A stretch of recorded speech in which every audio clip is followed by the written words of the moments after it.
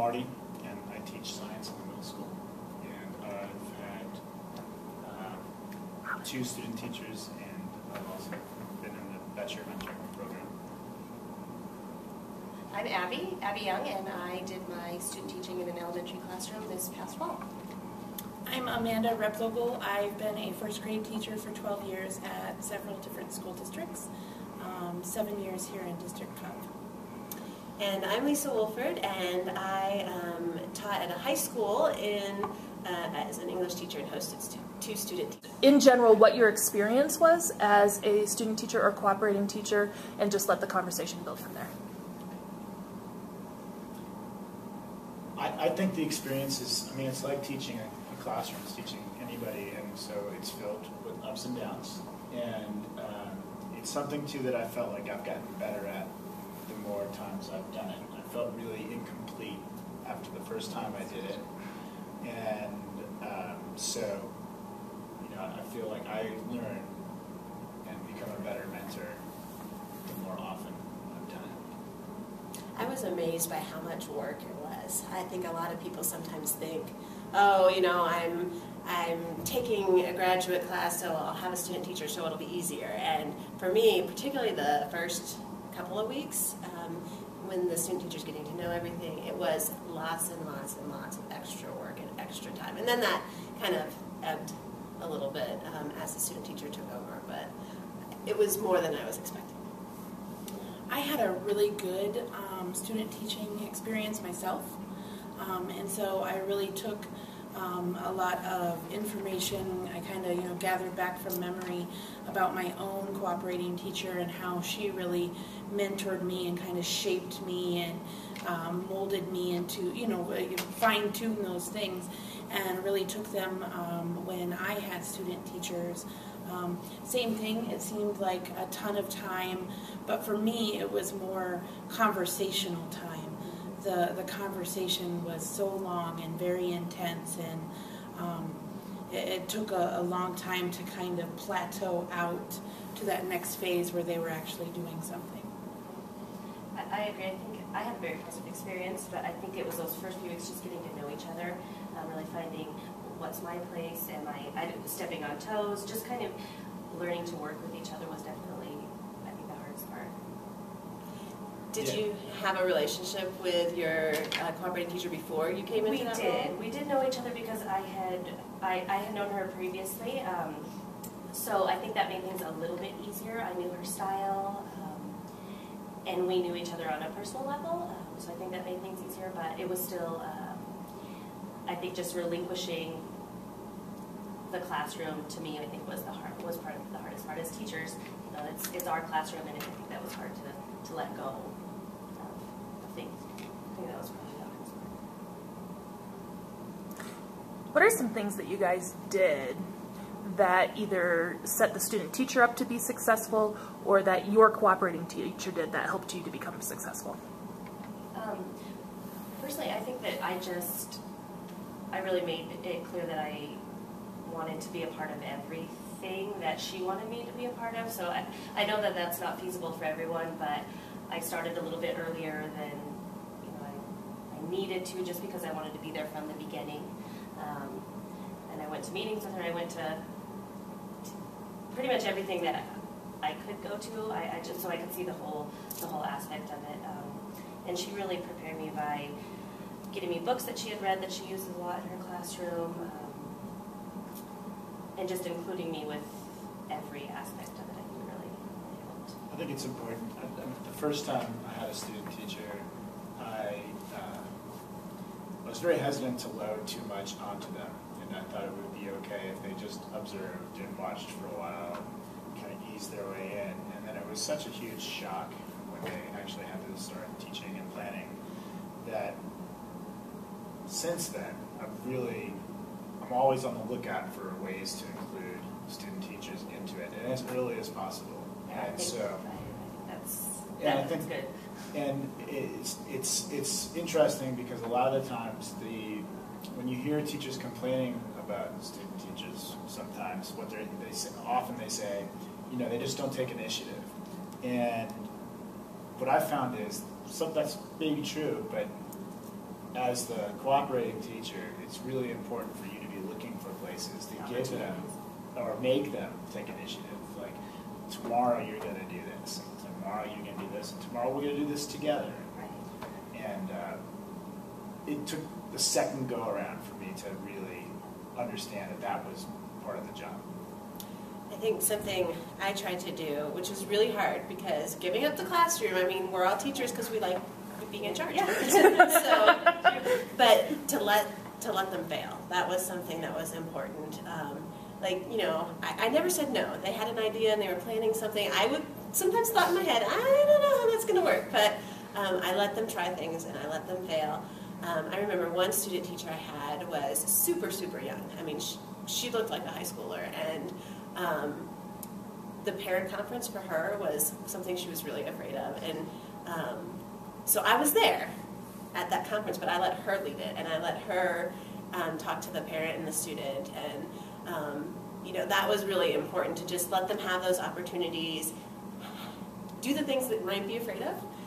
And then if it doesn't work, say, okay, so what are we going to do differently next time? And that was good. I think, too, that something that developed as I've gone along is that it's hard sometimes to change from that coach or collaborator into the evaluator in that relationship with the student teacher.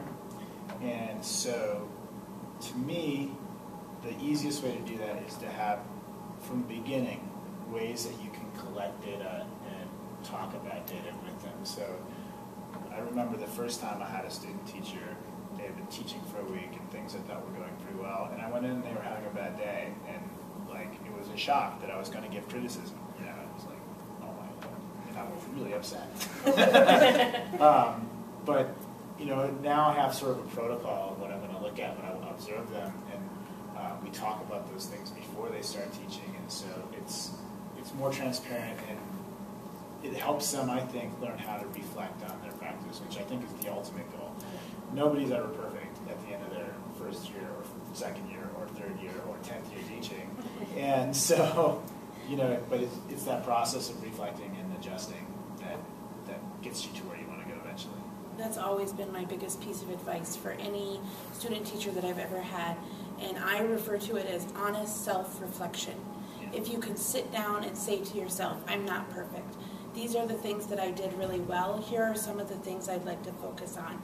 And then I would put my 2 cents in. Yes, I agree with you. Those are things that you did really well. Yes, I agree with you. These are the things that I think you should focus on for next time. And then the next time I would go in, I'd say, what are your plans for today? What are you having me look for? Because here's what I'd like to look for. What would you like me to look for as well? I think that's huge, is really figuring out what is their area of concern and their need, and then any feedback, aligning it with that. Because sometimes, my student teachers were good. One was absolutely fabulous. One was really good, but there's always so much for a novice teacher to work on. And so, if you start with where they are, I think that helps movement a lot faster. And it was always one of those things where I would have conversations with other teachers about this, where my student teacher would say, but it doesn't look like the way you do it. Well, of course it doesn't, honey. Because A, you're not me. And anyway, it doesn't look like me, obviously, because you're not me and because you're in a different place than I am.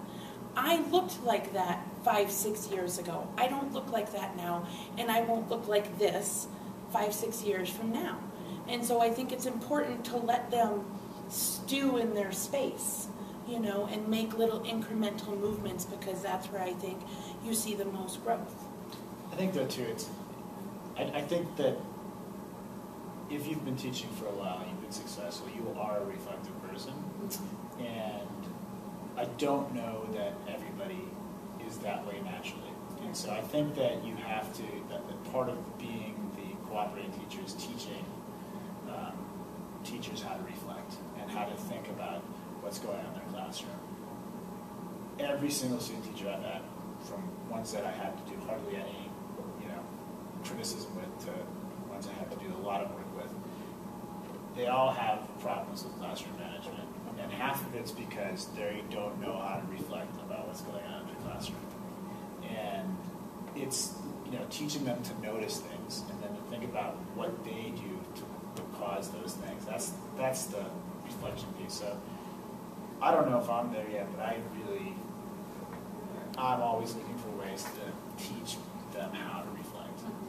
To realize, because they might not even realize things that they're doing that maybe could be improved if they're self-reflecting. And I think I'm going to pick up on that on their own. That's the hardest part. And I think and that's just me personally, but to speak highly of myself is hard. I mean, it's easier for me to find faults in what I was doing than to pick out what I'm doing well. But ultimately, that's the greatest gift I think we can give a new teacher is the ability to reflect and adjust and change, because then they can grow on their own. And no matter where they're at, there's a hope for growth. And teaching the skill of sometimes you have to switch things mid-lesson. I learned that, like, what is going on? We're going to have to switch gears. Yeah, taking that data in the moment and changing. That's teaching. Yeah. What were some things that were really difficult or the hardest part about the experience for you?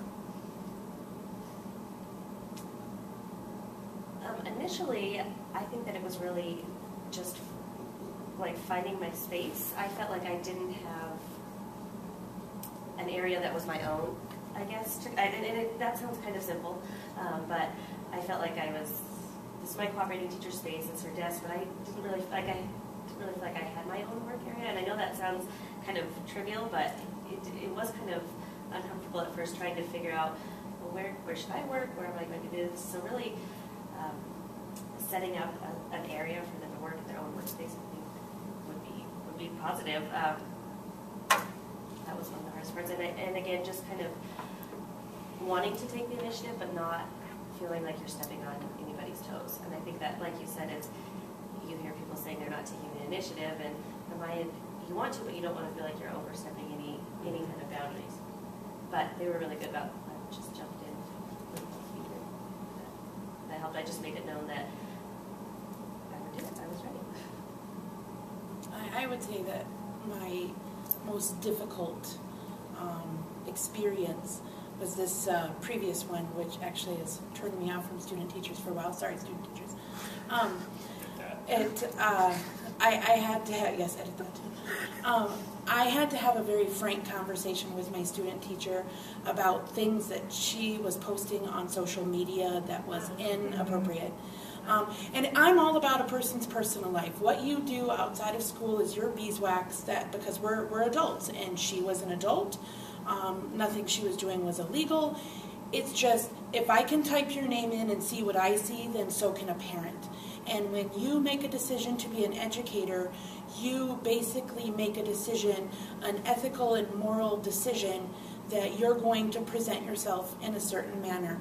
And if you want to present those other things to people, that's fine, that's your business. But you need to take precautions to keep yourself out of harm's way.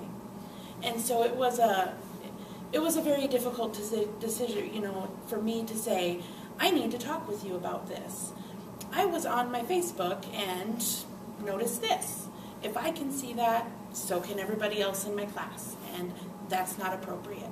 So you either need to change your profile pictures, or you need to change your filter over who can access this information.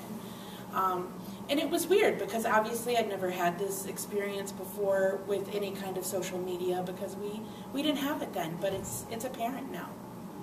So I think that's sort of this theme of not just the science of teaching or how you set up your classroom, but the whole piece that you also have to teach them how to operate in a professional capacity is something that I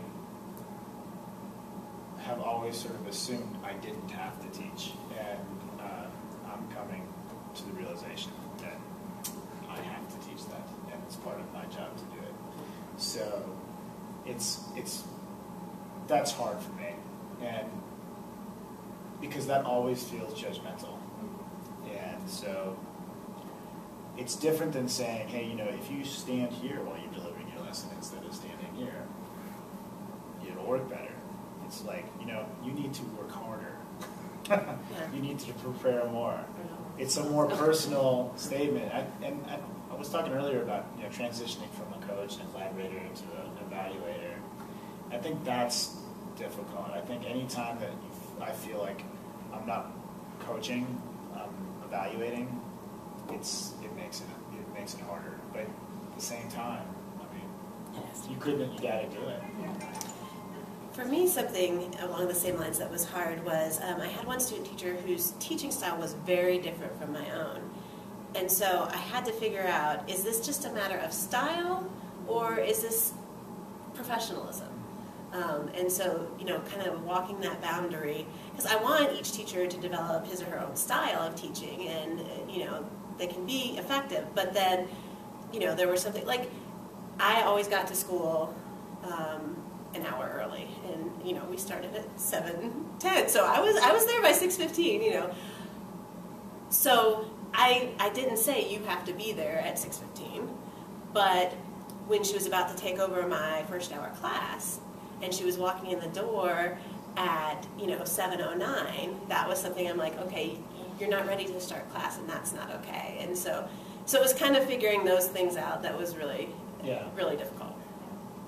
I just found it was easy to follow the schedule of what my teacher did. We were similar, so I think that worked well, but she got there at 7, so I got there at 7, and I would leave when she left. I mean, if she stayed until 6 o'clock at night, that might be a different story, but I just felt that it would make things, easier if I was there when she got there and see the things that went into the whole day.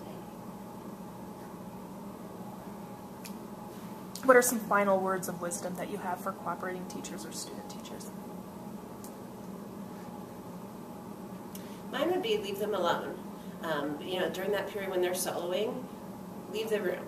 Like, once you're confident that the kids aren't going to kill each other while you're gone, like for me, I had to do that for myself so I wouldn't interject. But also, kids, if I'm there, the kids act differently, and they know that I'm there. And so having that, the teacher needs to have that experience of being able to be the adult in the classroom in charge of making all those decisions. And that was hard for me, but I think that, that's definitely a must at some point.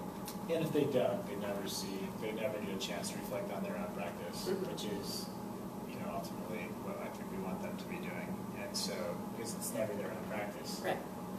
Then I would say, I would agree with you that you need to leave the classroom, but at the same time, I think what's been helpful for me is involve the other people in your building in the student teacher's experience. Have them get used to having the principal come in and observe them, peers come and observe them. This year I was really fortunate to have other people in the building who had student teachers as well, and so we would trade and go out and observe each other's, and that is great. I mean, you want them to feel freedom and feel, but you also want them to know that this is an evaluation and that people are concerned about what they're doing, and so I think it's okay to have some pressure. I would think to ask as many professionals in the building to observe you as you can. I asked the principal, I went and observed other classrooms, and get as many opinions on your teaching as you can, and really communicate with your student teacher, I think, or your cooperating teacher, excuse me.